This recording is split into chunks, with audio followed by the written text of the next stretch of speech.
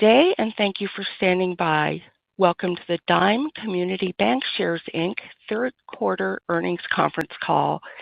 Before we begin, the company would like to remind you that discussions during this call contain forward-looking statements made under the Safe Harbor provisions of the U.S. Private Securities Litigation Reform Act of 1995. Such statements are subject to risks, uncertainties, and other factors that may cause actual results to differ materially from those contained in any such statements, including as set forth in today's press release and the company's filings with the U.S. Securities and Exchange Commission, to which we refer you. During this call, references will be made to non-GAAP financial measures as supplemental measures to review and assess operating performance. These non-GAAP financial measures are not intended to be considered in isolation or as a substitute for the financial information prepared and presented in accordance with U.S. GAAP. For information about these non-GAAP measures and for reconciliation to GAAP, please refer to today's earnings release. At this time, all participants are in a listen-only mode. After the speaker's presentation, there will be a question-and-answer session. To ask a question during the session, you will need to press star 11 on your telephone. You will then hear an automated message advising your hand is raised. To withdraw your question, please press star 11 again. Please be advised that today's conference is being recorded. I would now like to turn the conference over to your speaker today, Stuart Lubow, President and CEO. Please go ahead. Thank you, Diane, and thank you all for joining us this morning for our quarterly earnings call. With me today, as usual, is Avi Reddy, our CFO, and also Tom Geisel, who we hired earlier this year to continue growing our commercial bank. In my prepared remarks, I will touch upon key highlights for the third quarter of 2025. Avi will then provide some details on the quarter and thoughts for the remainder of 2025. Our core earnings power continues its significant upward trajectory. Core pre-tax, pre-provision income was $54.4 million for the third quarter of 2025, compared to $49.4 million in the second quarter of 2025 and $29.8 million a year ago. We had an increase in loan loss provision in the third quarter, primarily tied to charge-offs on loans in the owner-occupied and non-owner-occupied real estate segments. While NPAs were up slightly on a linked quarter basis, they are up off a very small base and represent only 50 basis points of total assets, which compares favorably to commercial bank peers. On a linked quarter basis, we did see a decline in criticized loans in the third quarter of approximately $30 million and also saw a 33% decline in 30 to 89 days past due. Core deposits were up $1 billion on a year-over-year basis. The deposit teams hired since 2023 have grown their deposit portfolios to approximately $2.6 billion. We have a core deposit funded balance sheet with ample liquidity to take advantage of lending opportunities as they arise. Our cost of total deposits was 209 in the third quarter, which was unchanged versus the second quarter. By maintaining a strong focus on cost of funds, our NIM has now increased for the sixth consecutive quarter and has surpassed the 3% mark. Following the Fed rate cut in September, we were able to meaningfully lower deposits costs while maintaining loan yields. As mentioned in the press release, since the Fed rate cut, the spread between loan and deposits has increased approximately 10 basis points, and this will continue to drive NIM expansion in the fourth quarter. Outside of rate cuts, we continue to have several additional catalysts to continue to grow our NIM over the medium to long term, including a significant backbook loan repricing opportunity. Avi will get into more details on the margin in his prepared remarks. On the loan front, we continue to execute our stated plan of growing business loans and managing our CRE concentration ratio, which is now 401. Business loans grew over $160 million in the third quarter compared to $110 million of business loan growth in the second.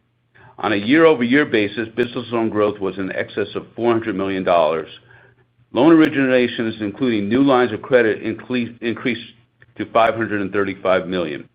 The weighted average rate on new originations and lines was approximately 6.95%. Our loan pipelines continue to be strong and currently stand at $1.2 billion. The weighted average rate on the pipeline is between 6.50 and 6.75.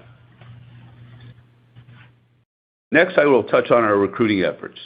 Disruption in our local marketplace remains very high, and we continue to execute on our goals of building out our C&I businesses. As outlined in the press release, we hired a number of talented bankers in the third quarter. Once they settle in, we expect them to meaningfully contribute to our business loan growth.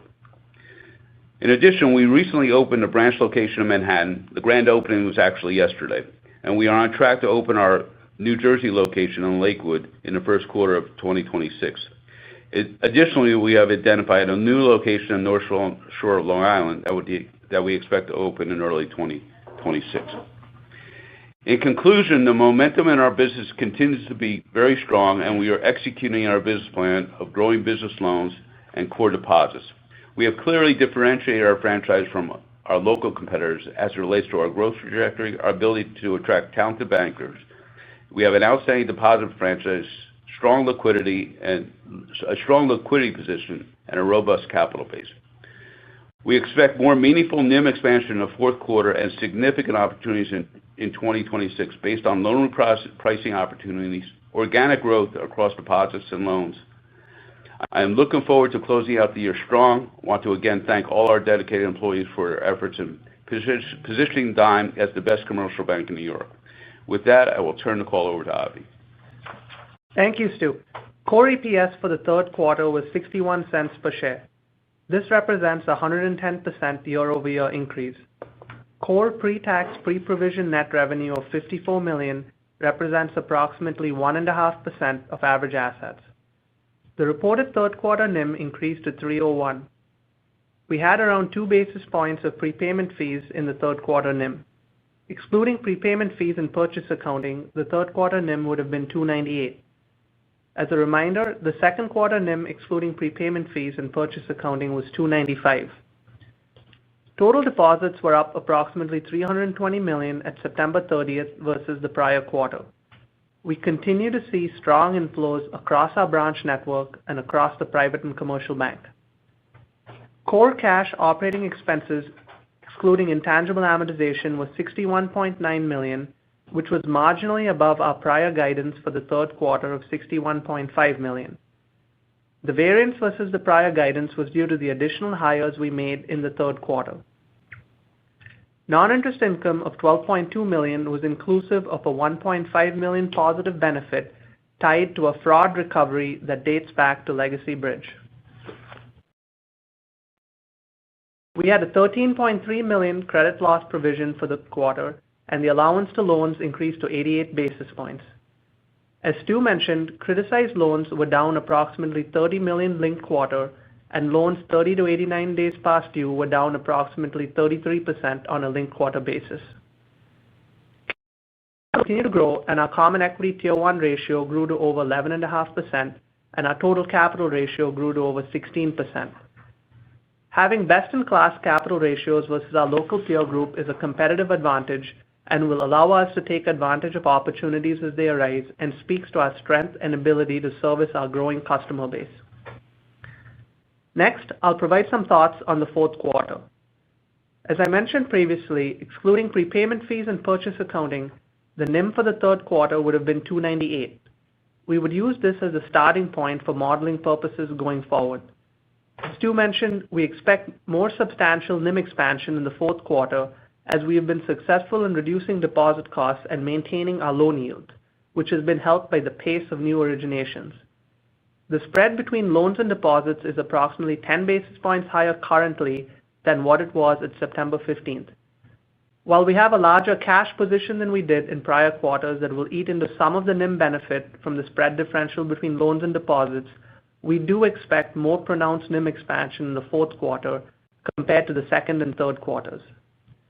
In addition, we expect the asset repricing story that we've been talking about for a while to unfold with more vigor in 2026 and 2027.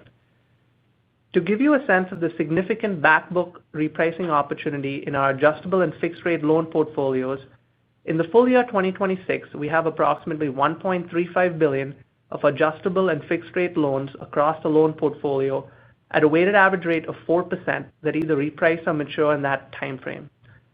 Assuming a 250 basis point spread on those loans over the forward 5-year Treasury, we could see a 20 basis point increase in NIM by the end of 2026 from the repricing of these loans alone. As we look into the back book for 2027, we have another $1.7 billion of loans at a weighted average rate of 4.25% that will lead to continued NIM expansion in 2027.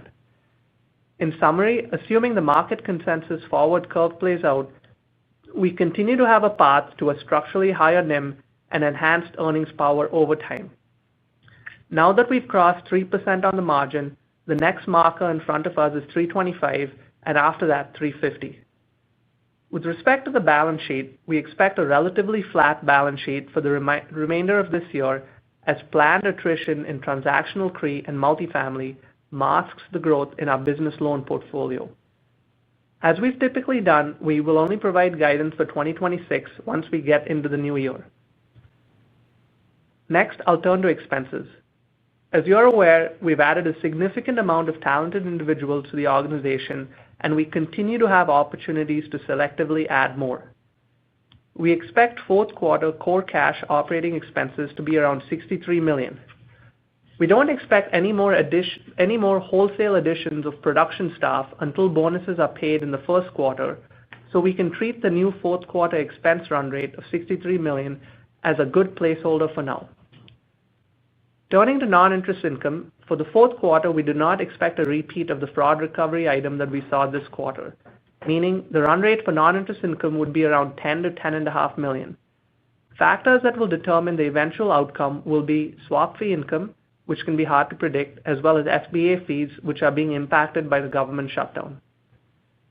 As has been our typical practice, we won't be providing guidance on 2026 until we report earnings in January. Suffice to say, we are very positive on the NIM trajectory as we exit 2025. Our efficiency ratio continues to improve, and we expect to continue driving that down with NIM improvement. With that, I'll turn the call back to Diane, and we'll be happy to take your questions. Thank you. As a reminder, to ask a question, please press star 11 on your telephone and wait for your name to be announced. To withdraw your question, please press star 11 again. In the interest of time, we ask that you limit your questions to one question and one follow-up, and requeue if you have additional questions. Please stand by while we compile the Q&A roster.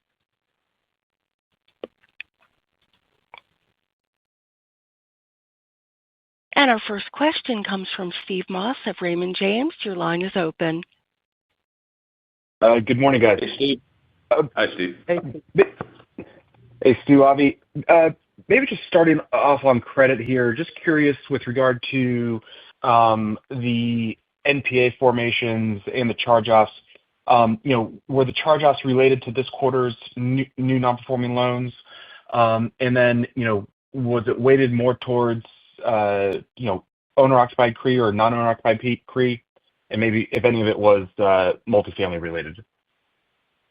Yeah, so none of it was multifamily related, Steve. It was owner-occupied and non-owner-occupied. The split was around 20% owner-occupied, around 80% non-owner-occupied over there.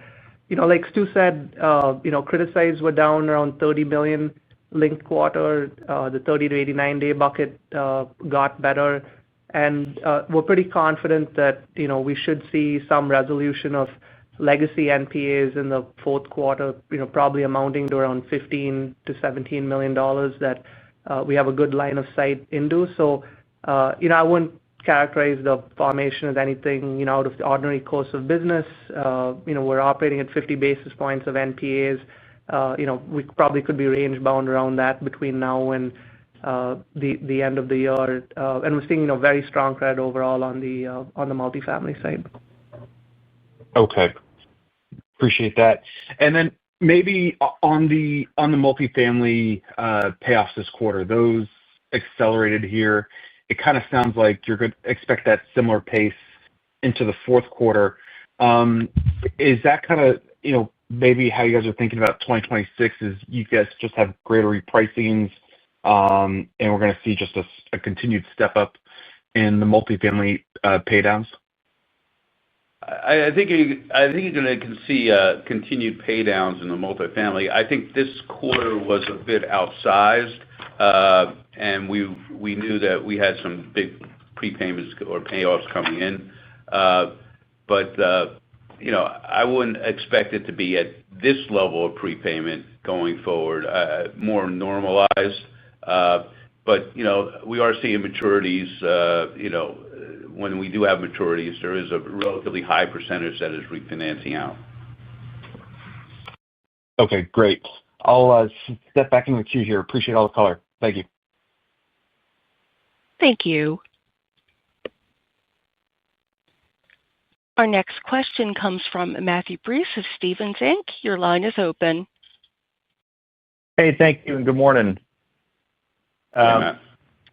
Avi, Stu, I wanted to follow up on the credit question just for a moment. On charge-offs specifically, Avi, I think in the past you've discussed kind of, hey, look, we're building out a business bank. There's going to be some, more normalized, call it charge-offs than historical, dime and bridge, especially in the higher rate environment. Could you just reframe for us what you define as normalized? And, I'm trying to, kind of triangulate the comments. No Is there a pathway no. back to normalized over the next couple of quarters? Yeah, no problem, Matt. Appreciate the question. So I think at the start of the year, our guidance for charge-offs was, around 20 to 30 basis points. That's what we said, before we started building out the specialty verticals, really. That was my comments back in January, right? So you look at on a year-to-date basis right now, we're basically at 31 basis points. So we're basically within the range of what we have. The new businesses that we're building out, fund finance, for example, we expect zero losses in those new businesses, right? So I don't think the new businesses per se are going to add to the level of future charge-offs because we're making good loans and we're being very conservative in what we do. What it may change, though, is the reserving methodology because, for C&I loans, we are reserving somewhere between 125 and 150. So if you think about the model going forward, we do expect the reserve to build and us to be in that 90 to 1% area. And that could, gradually build over time. It'll be a function of what we're putting on. But in terms of charge-offs, I mean, we're in probably the late cycles of, a high rate environment. And, it's our goal with, increased earnings power to, exit some criticized assets here and there. So, that's probably, a couple more quarters of that probably, that we see. But, I would expect, as we get into, 26, to get to a, more of a historical dime level, if that's what you're asking on the charge-off level. But I think on the provision level, it's going to be a function of the new business, right? And we're reserving at a higher level for the new business. Great, thank you. And then going back to the multifamily reduction, I am curious, within that, was there any,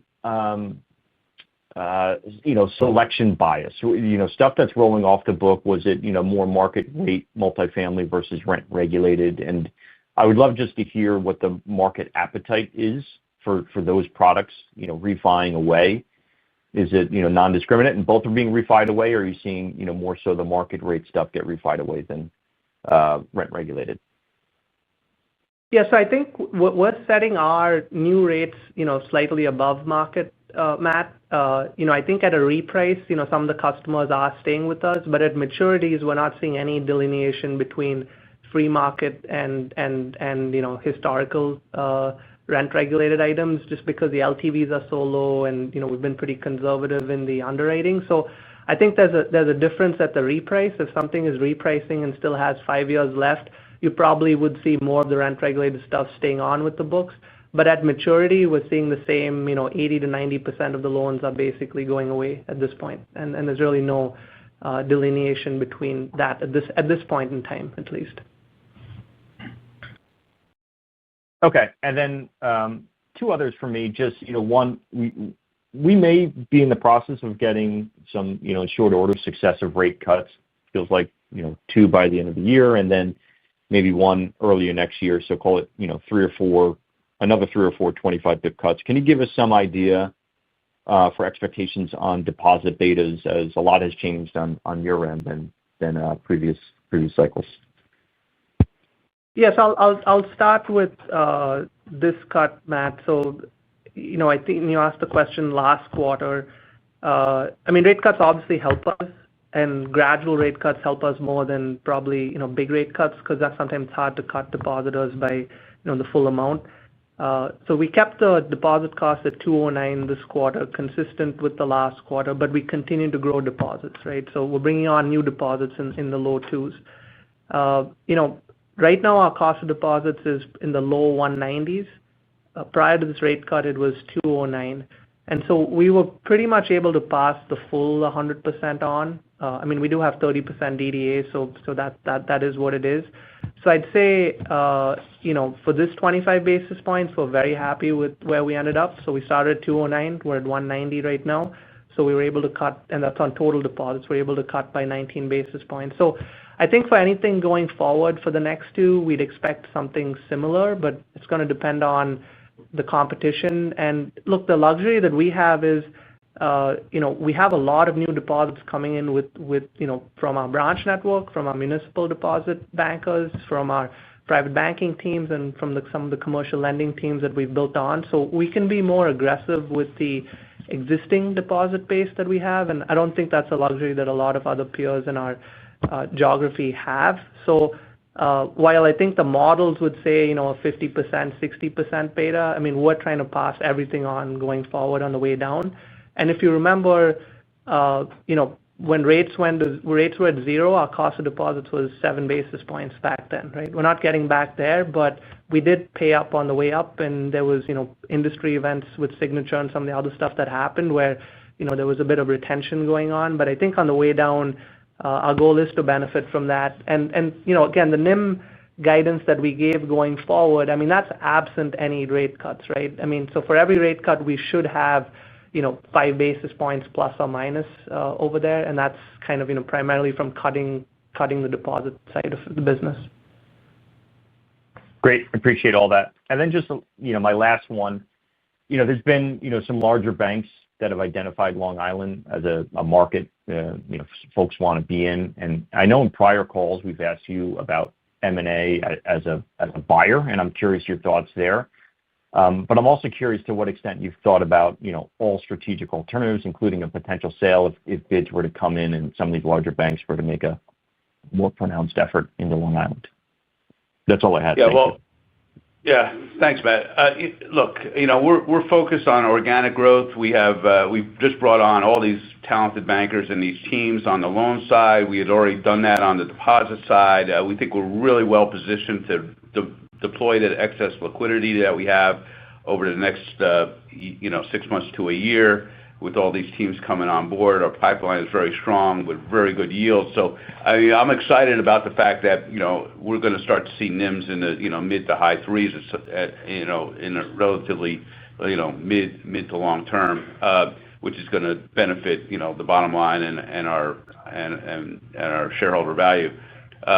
So really focused on that. As far as the other, everyone knows me. I've been around a long time. I'm always interested in maximizing shareholder value, but for now we're really focused on organic growth. Appreciate it. Thank you. Thank you. And our next question comes from Mark Fitzgibbon of Piper Sandler. Your line is open. Hey guys, good morning. Hey Mark, good morning.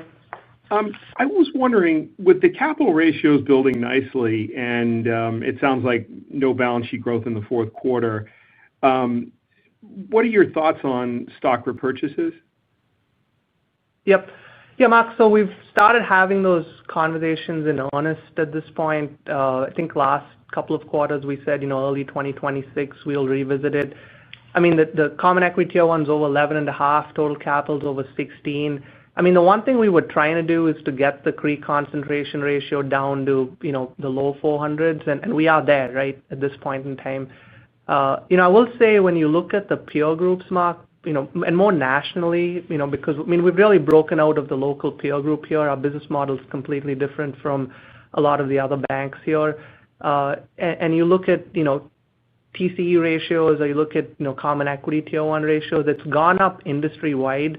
And so I don't think we're an outlier when you compare us to the rest of the industry. We obviously have a lot more capital than historical Dime used to run the balance sheet. So I think the first and best use of capital obviously is putting into work on all of the existing lending teams that we have, a lot of the new teams that Tom has hired, and putting that to work. You'll see in the press release the number of new verticals that we've brought on board, and each one of them should be a $500 million business for us over 2 to 3 years, right? So we'd like to deploy that. At the same time, the CRE runoff, the multifamily runoff is going to stop, at some point relatively soon, and we'll be back, in that market in a bigger way. So I think we're trying to balance a lot of those items, Mark.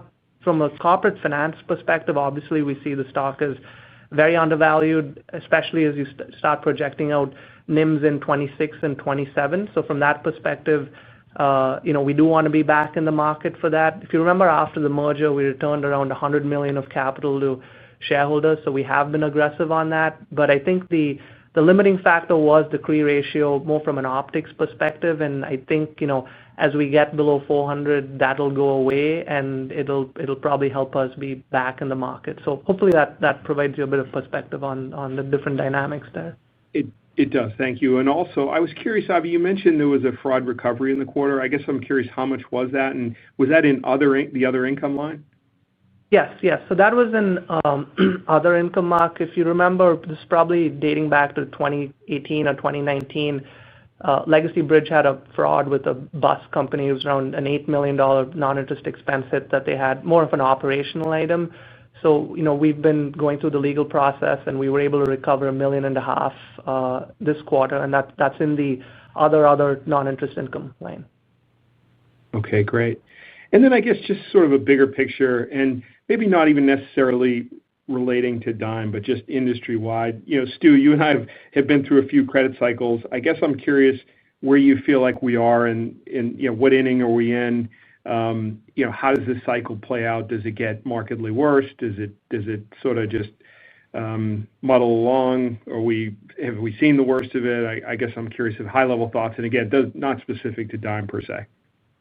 Yeah, no, I think we're kind of in the later innings at this point. I think we're going to muddle along a little bit going forward. Look, the issues of 2023, and the 2 years thereafter, kind of exacerbated some of the situations with the higher rate environment. So I think overall the industry has done very well. And I think we're at the point now where you got a lower rate environment coming, and I think generally, at least locally, the economy remains relatively strong. So I think that the industry has kind of worked through the process and managed the credit issues very well. I think as some of the issues come up with improved earnings, there might be a little bit more aggressive approach to resolving items. But I think generally, I think the industry's done well, and I don't see us entering a significant stress environment in terms of credit. Thank you. Thank you. I'm showing no further questions at this time. I'd like to turn it back to Stuart Lubow for closing remarks. Thank you, operator, and Diane, and thank you all for thank all our dedicated employees and our shareholders for their continued support. We look forward to speaking to you in early 2026 after our fourth quarter. This concludes today's conference call. Thank you for participating, and you may now disconnect.